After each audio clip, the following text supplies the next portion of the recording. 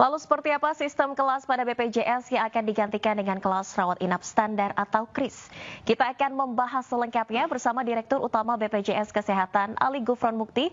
Kemudian sudah bergabung juga bersama kami BPJS Watch Timbul Siregar dan Ketua Umum Asosiasi Rumah Sakit Swasta Indonesia Iing Ihsan Hanafi. Saya sapa terlebih dahulu. Assalamualaikum. Selamat malam Bapak-bapak. Selamat malam. Waalaikumsalam, selamat malam. Baik, saya ke Pak Ali Gufron terlebih dahulu. Pak Ali, ini bagaimana nanti mekanisme penerapan? Apakah betul kelas 1, 2, 3 akan dilebur menjadi satu begitu menjadi KRIS atau seperti apa nanti implementasi selengkapnya? Ya Mbak Valerie, jadi itu nanti kan dievaluasi lebih dahulu. Nah, evaluasi itu tergantung banyak hal tentunya di lapangan, bagaimana para rumah sakit, nah ini ada Pak Iing, bagaimana masyarakat, ada Pak Timbul, dan juga berbagai hal lah. Nah itu kemudian dievaluasi lebih dahulu. Jadi evaluasi itu kemudian nanti tentu Kementerian Kesehatan tidak sendiri, katakanlah diskusi, berbicara dengan DJSN, dengan BPJS Kesehatan, dengan Kementerian Keuangan gitu ya. Baik. Dan lain-lain baru ditetapkan kira-kira manfaatnya seperti apa, tarifnya dan iurannya, begitu. Oke, artinya untuk KRIS ini masih disempurnakan begitu ya, masih menunggu teknis pembahasannya lebih lanjut ya Pak Ali ya. Lalu ini kan yang menjadi pertanyaan, apakah kalau sebelumnya Ya, ada sistem kelas 1, 2, 3 dengan ini, Iya Pak Ali, ini kan sebelumnya ada sistem kelas begitu. Iya, di Perpres ini kan nggak menyinggung-nyinggung tentang penghapusan kelas ya. Oke. Kan kalau coba dilihat di pasal berapa. Tetapi yang jelas di sini disebutkan kalau bisa naik kelas. Jadi kelas 1 mau ke VIP itu bisa ya. Yang bayar siapa? Bisa yang bersangkutan, bisa perusahaannya, atau bisa asuransi kesehatan tambahan gitu ya. Jadi saya kira itu sudah ada jalan keluar gitu ya. Baik, artinya untuk iuran apakah akan tetap seperti saat ini ada kelas 1, 2, dan 3 berjenjang begitu, yang paling mahal 150.000, kemudian kelas 3 paling murah ini 42.000 dengan subsidi 7.000 jadi 35.000, Pak Ali. Untuk diketahui ya, iuran bagi banyak peserta BPJS, contohnya untuk ASN, untuk pegawai company atau perusahaan di sektor formal swasta ataupun TNI, Polri ya, itu semua sama ya, yaitu 5%, di mana 1% dibayar oleh pekerja, 4%-nya oleh pemberi kerja. Jadi begitu Mbak. Oke, baik. Saya ke Pak Iing dari Asosiasi Rumah Sakit Swasta. Pak Iing, dengan perubahan nantinya akan dijadikan KRIS begitu, dan tadi juga ada 12 perubahan teknis yang harus dipenuhi oleh rumah sakit yang berpartisipasi ataupun bekerja sama dengan BPJS. Apakah nantinya akan lebih sulit atau lebih mudah dengan pelaksanaan KRIS ini? Ya, sebetulnya kami di rumah sakit tentunya hampir sudah 10 tahun ya bekerja sama dengan BPJS. Selama ini yang kita rasakan berjalan dengan baik gitu ya. Terkait tadi dengan 12 kriteria, sebetulnya teman-teman di rumah sakit sudah menyesuaikan ya, karena kami setiap ada kredensialing menjelang kerjasama dengan BPJS gitu ya, kami sudah melakukan tahapan-tahapan itu. Artinya fasilitas-fasilitas itu sudah kita persiapkan. Walaupun memang kita harus akui teman-teman membutuhkan dana untuk mempersiapkan hal-hal tersebut. Nah ini yang jadi jadi pemandangan kita gitu ya. Kami di rumah sakit tuh tentunya selama ini kan ada kelas 1, kelas 2, dan kelas 3 ya pasien-pasien itu.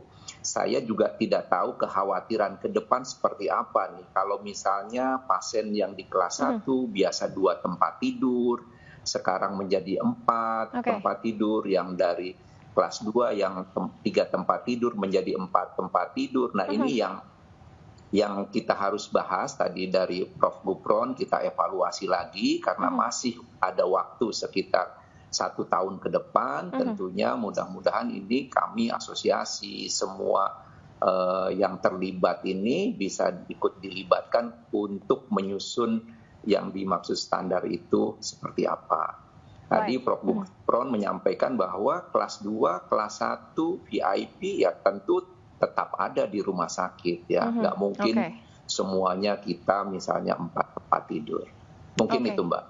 Baik, saya ke Pak Timbul, itu tadi disebutkan bahwa untuk KRIS ini kan untuk menyempurnakan layanan begitu, untuk meningkatkan layanan menjadi lebih baik lagi. Dan tadi juga sudah disebutkan oleh Pak Iing bahwa sejauh ini kerjasama antara BPJS dengan rumah sakit swasta sudah berjalan dengan baik. Kalau dari Pak Timbul sendiri, BPJS Watch melihat apa urgensi mungkin dari kelas ini berubah menjadi KRIS, dan artinya teknis penerapan ini kan juga masih dibahas begitu. Apa poin-poin penting yang harus dibahas lebih lanjut begitu? Apakah terkait dengan iuran ataukah mekanisme penerapannya seperti apa? Ya, terima kasih. Jadi membaca Perpres 59 tahun 2024 ini kan sebenarnya memang mengadopsi tentang KRIS ya.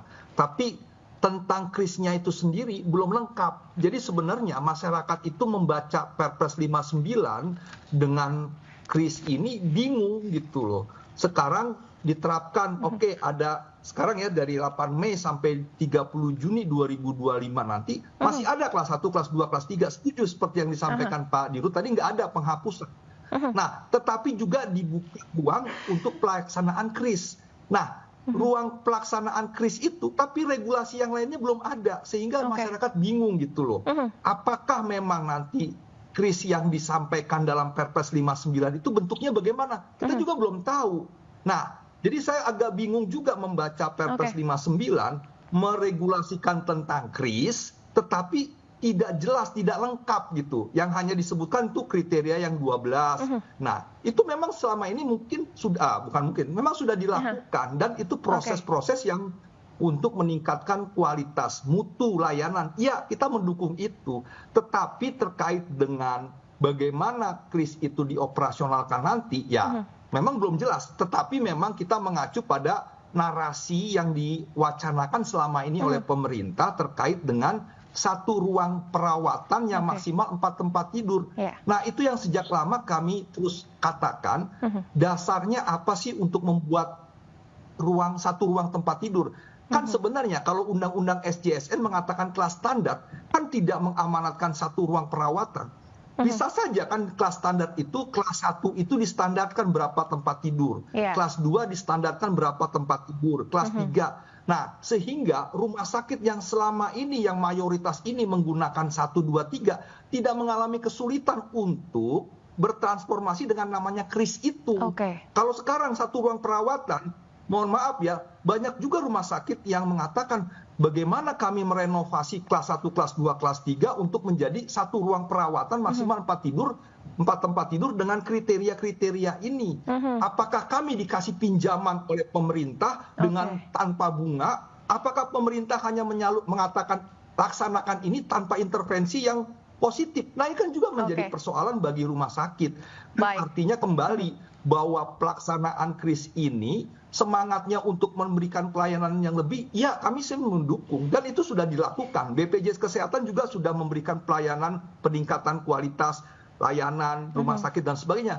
Tetapi kalau nanti ada hal-hal yang memang bisa menjadi kontraproduktif, ya artinya masyarakat juga akan menjadi kecewa. Misalnya nih ya, tentang satu ruang perawatan maksimal 4 tempat tidur yang tadi saya sampaikan itu, banyak sudah melakukan protes melalui WA Group. Kami pensiunan yang selama ini kelas 1 yang mendapatkan 2 tempat tidur, bagaimana menjadi 4 begitu. Kemudian pekerja penerima upah swasta yang sekarang kelas 1 dapat 2 tempat tidur, bagaimana dengan menjadi 4, padahal kami tetap membayar lebih banyak dan sebagainya. Ini kan persoalan yang harus dilihat oleh pemerintah, sehingga apa yang diharap, apa yang diregulasikan benar-benar real meningkatkan kualitas layanan untuk masyarakat. Nah, yang menjadi subjek itu kan masyarakat. Sekarang pertanyaannya, apakah KRIS yang nanti mau disetting oleh pemerintah ini sudah mendapatkan masukan nggak dari masyarakat? Perpres 59 saja Pak menurut Timbul, saya tentang kris. tahan terlebih dahulu, saya ke Pak Ali dulu. Gitu. Pak Timbul, Ya, baik, Pak Ali ini mungkin bisa ditanggapi tadi ada beberapa yang disoroti oleh BPJS Watch begitu, ada kebingungan karena ini tadi Pak Ali juga menyebutkan bahwa untuk iuran kelas ini tidak ada perubahan dalam Perpres, tapi sudah mulai diterapkan menjadi kris begitu. Dan tadi juga seperti yang disebutkan oleh Pak Iing akan membutuhkan biaya kalau nanti rumah sakit harus memenuhi 12 kriteria. Apakah dari pemerintah sendiri akan ada subsidi begitu terkait biaya ini yang dibutuhkan untuk rumah sakit? Ke saya ya pertanyaannya. Ya Pak Ali silakan. Iya. Lah, kalau BPJS kan bukan mengurusi pembangunan infrastruktur ya. Meskipun kami ini kerjasama dengan bank ya.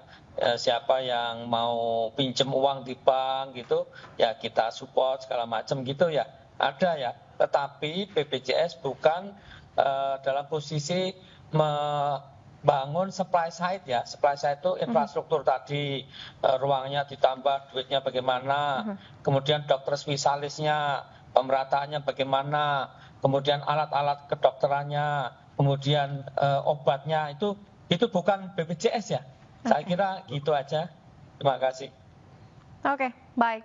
Saya ke Pak Iing mungkin terkait biaya yang dibutuhkan untuk rumah sakit ini untuk bisa memenuhi 12 kriteria. Apakah dari rumah sakit swasta sendiri siap ataupun ada anggaran untuk memenuhi 12 kriteria ini? Nah itu tadi, kalau memang yang dimaksudnya adalah kelas standar itu maksimal 4 tempat tidur, tentunya memang akan banyak rumah sakit itu harus menyesuaikan itu, Mbak. Karena kan tadinya ya proporsinya kan satu rumah sakit itu mungkin bisa menerima pasien BPJS itu bisa 30% kelas 1, bisa 30% kelas 2, 30% kelas 3. Nah, kalau memang nanti mau distandarkan maksimal 4 tempat tidur, artinya kami harus banyak merenovasi. Memang itu domainnya adalah di rumah sakit untuk menyesuaikan itu, gitu ya. Tapi memang kalau memang ini waktunya kan masih setahun ke depan ya. Tadi Pak Timbul menyampaikan mungkin ada peran serta masyarakat dan lain-lain untuk aturan turunannya lebih detail lagi. Kalau memang nantinya tetap kelas 1 ada, distandarkan kelas 2 ada, distandarkan kelas 3 ada, tentunya rumah sakit tidak akan mengeluarkan terlalu banyak tuh investasi untuk ke situ. Nah ini yang mungkin kita harus sama-sama bicarakan ya.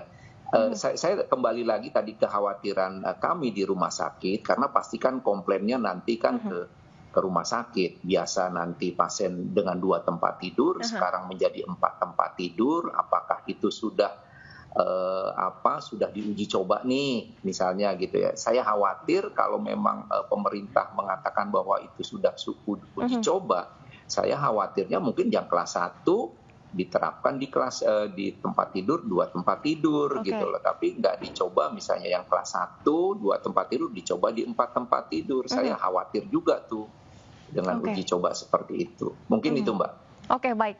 Pak Ali mungkin bisa diperjelas sekali lagi begitu. Kalau sekarang ada sistem kelas, kelas 1 biasanya 1 sampai 2 tempat tidur. Nanti kan kalau di kris ini maksimal 4 tempat tidur begitu. Apakah ini jadinya menghilangkan sistem keadilan ataupun kesetaraan sesuai dengan iuran yang dibayarkan? Karena tidak ada perubahan iuran hingga Juni 2025. Jadi bahwa sebagai seorang dokter ya, karena saya ini mantan dekan Fakultas Kedokteran ya di UGM ya, dan ketua dekan-dekan kedokteran seluruh Indonesia ya, itu dokter itu selalu disumpah untuk mau jadi dokter, tidak membeda-bedakan berdasarkan suku, agama ataupun status sosial ekonomi peserta BPJS atau bukan. Dan itu sekarang sudah mulai ya, meski masih ada ya pembedaan itu, tetapi sudah banyak berkurang. Rumah sakit itu di bawah Pak Iing ini yang RC ataupun yang Persi dan lain-lain sudah semakin bagus ya.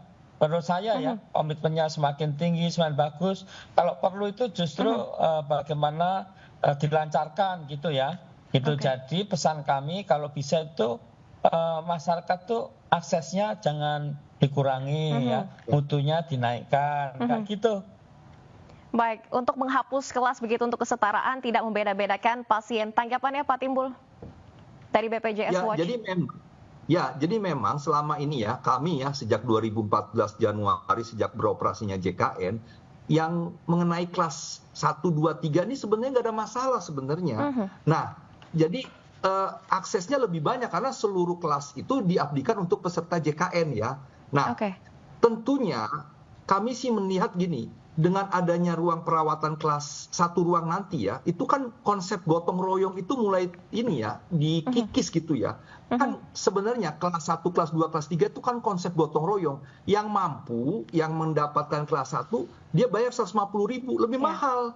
Kelas 2 100.000. Nah, bagi yang memilih kelas 3, nggak apa-apa silahkan 35.000. Kalau nanti satu ruang perawatan dinyatakan berlaku 1 Juli 2025, kan nggak mungkin nanti satu ruang perawatan tapi pembayarannya 150, 100 dan 35 nggak mungkin, pasti akan dikocok lagi, akan ditentukan lagi satu iuran tunggal untuk kelas mandiri ya.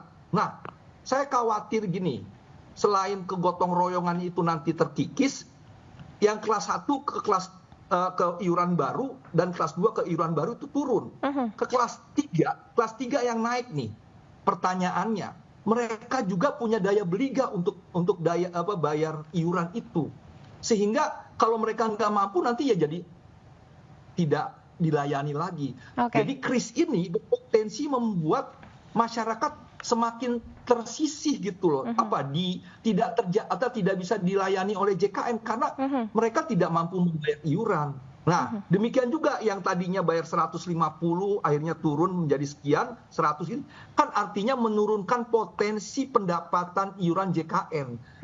Plan pembiayaan JKN itu kan mayoritas hampir 90-an mungkin Pak Dirut ya, itu kan dari iuran. Kalau iurannya turun, pembiayaannya meningkat, kan kita takutnya nanti terjadi lagi defisit seperti 2014 sampai 2020. Nah, kita sekarang sudah surplus, tinggal kita dorong bagaimana pelayanan ini tanpa menciptakan sebuah regulasi yang kontraproduktif begitu, baik dari sisi penerimaan, baik dari sisi akses peserta kepada rumah sakit, baik dari sisi kesiapan rumah sakit terhadap regulasi baru tersebut, dan juga terhadap kepuasan peserta yang selama ini sudah merasakan kelas 1, kelas 2, dan kelas 3. Jadi artinya sebenarnya isu kelas itu sebenarnya nggak terlalu menjadi masalah. Tinggal bagaimana ditingkatkan saja, dan selama ini sudah ditingkatkan. Saya khawatir kris ini akan kontraproduktif gitu. Sayang sekali ya, yang selama ini sudah semakin membaik, tiba-tiba besok 1 Juli 2025 akan terjadi proses kembali gitu. Kita mulai lagi dari, nah kan artinya program JKN yang selama ini sudah memberikan banyak manfaat, kita lagi ulang lagi gitu loh, dari awal-awal lagi, kan sayang gitu. Nah, pemerintah tolonglah, ketika sekarang nih memang belum pasti belum ditetapkan ya, artinya tolong libatkan masyarakat. Pasal 96 Undang-Undang 13 tahun 2022 tentang pembentukan peraturan perusahaan, pembentukan peraturan perundangan, itu kan harus melibatkan masyarakat. Nah, masyarakat itu selama ini dilibatkan nggak? Menurut saya tidak. Nah, ini yang harusnya pemerintah harus menempatkan bahwa yang menjadi subjek yang akan diatur itu masyarakat. Pak Timbul, tahan dulu sebentar, saya akan meminta tanggapan dari Pak Ali. Ini mungkin tadi kalau Pak Timbul menganggap tidak ada masalah dengan kelas 1, 2, 3, bahkan justru kris bisa mengancam pendapatan JKN begitu. Tanggapannya, Pak Ali? Ya, itu kan memerlukan perhitungan ya. Jadi memang ya sekarang memang sudah relatif bagus lah ya gitu. Tinggal kalau memang perlu exit strategi mau lebih bagus didiskusikan dari semua pihak itu ya. Saya kira intinya itu BPJS ini kan mencoba untuk transformasi mutu itu lebih mudah, lebih cepat dan setara ya. Jadi non diskriminatif. Meski masih ada diskriminasi tetapi sudah jauh berkurang ya. Nah, itu ditingkatkan lagi. Nah, memang ke depan ini pengertian kris saja menurut saya itu harus didefinisikan, tetapi kan nanti dievaluasi. Jadi dievaluasi itu menunggu. Nah, evaluasinya tadi sudah disampaikan kalau bagusnya itu ya lebih utuh dari semua pandangan ya, baik dari rumah sakit, masyarakat, pemerintah dan semualah Kak gitu. Baik, jadi artinya masih menunggu evaluasi dan juga pembicaraan lebih lanjut terkait dengan nanti teknis pelaksanaannya bagaimana, dan semoga juga tadi seperti yang disampaikan Pak Timbul ini bisa melibatkan juga masyarakat. Terima kasih banyak Pak Ali Gufron, Pak Timbul, dan Pak Iing.